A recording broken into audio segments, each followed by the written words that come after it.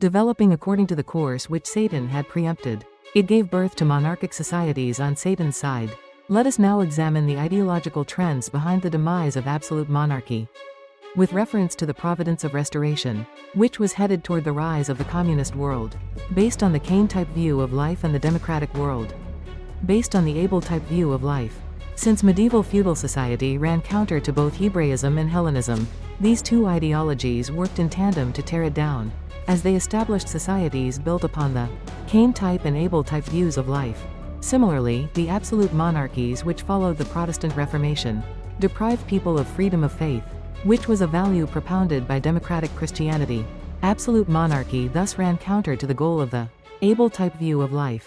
Moreover, the vestiges of feudalism in that society constrained the progress of the citizen class, as advocated by leading atheists and materialists, thereby countering the goal of the Cain-type view of life.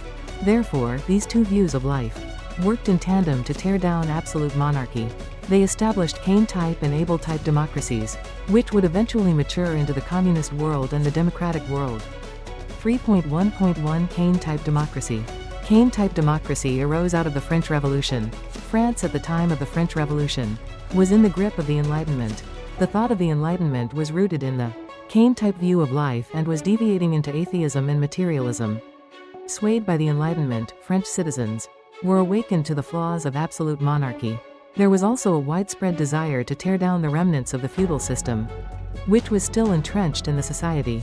The French Revolution was ignited in 1789 by popular calls for democracy.